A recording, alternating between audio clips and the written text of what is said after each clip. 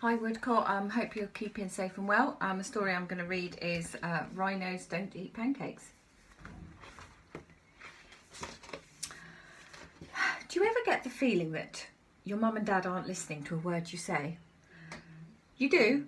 Then you're just like Daisy. Her mum and dad never listen. Daisy could tell them that their hair was on fire, or that the dog had eaten the postman, but they would just nod and say, "That's nice, dear," or "Tell your gran," or "Can't you see I'm on the phone?" So when one day Daisy had something really important to say, guess what? Nobody listened. So this is what happened. Daisy was eating her breakfast when a big purple rhino strolled into the kitchen. That's right, a big purple rhino. It was as big as a bus and as purple as a plum. It was also a bit peckish. So it took a chomp of Daisy's pancake and went upstairs. "Mum!" Daisy called. "There's a big..." "Tell your dad," said Mum. "He'll catch it in a mug and throw it out of the window." Dad, Daisy, there's a huge..." "Shh," said Dad. "The spider can wait." "It's not a spider," Daisy shouted. "It's a big purple rhinoceros." But as usual, nobody listened. Meanwhile, the rhino made himself right at home. Daisy saw him in the hall and glimpsed him in the garden. She spied him in the bathroom, but every time she tried to tell her parents, they'd say, "Shh, Daisy, can't you see we're busy?" Daisy's parents were busy all week, so Daisy began to talk to the rhino instead. Soon they became good friends. They played hoopla and made pizza together, and the rhino tickled Daisy until she thought she'd burst, but Daisy's parents didn't notice. Until the pancakes ran out. "Who ate all the pancakes?" yelled Dad, looking straight at Daisy. "It was the rhino," she said. "Rhinos don't eat pancakes," said Dad. "This one does," cried Daisy. "I saw him in the kitchen." "A rhino?" said Mum. "In the kitchen?" said Dad.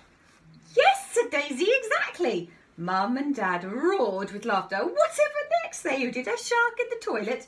A polar bear in the fridge?" "There he is, look," Daisy yelled. But Mum and Dad were so busy laughing they didn't even notice. "Come on, Rhino," said Daisy. "I've had enough of this." The rhino tickled Daisy with his horn, but she was far too glum to giggle.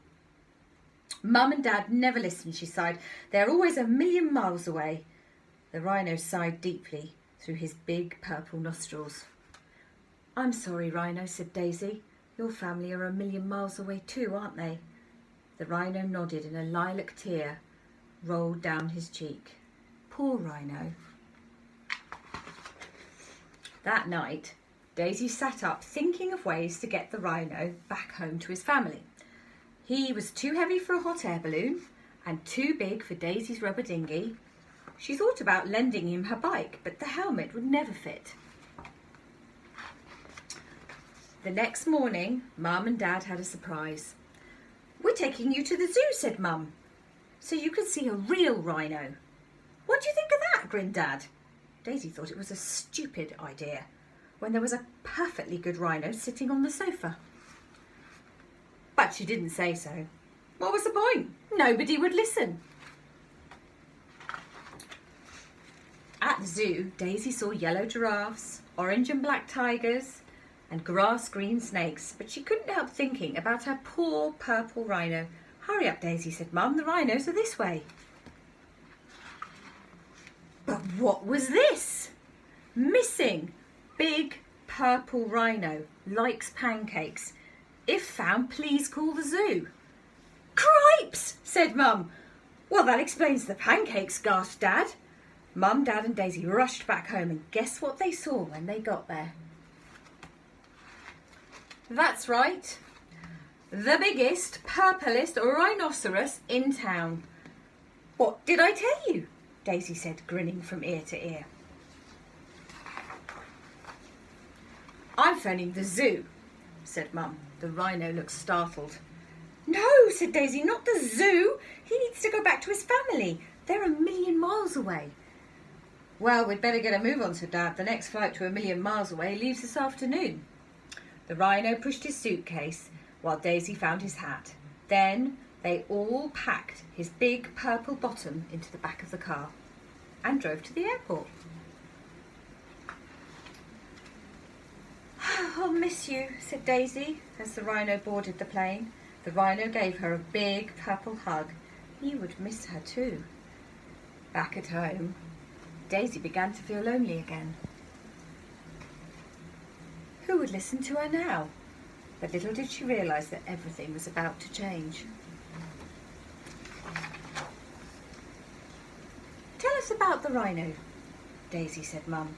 "Yes," said Dad. "Tell us about the big purple pancake-eating Rhino." So Daisy told them about the hoopla and the pizza and the tickles, and guess what? They listened and listened until she had completely run out of words. It was brilliant.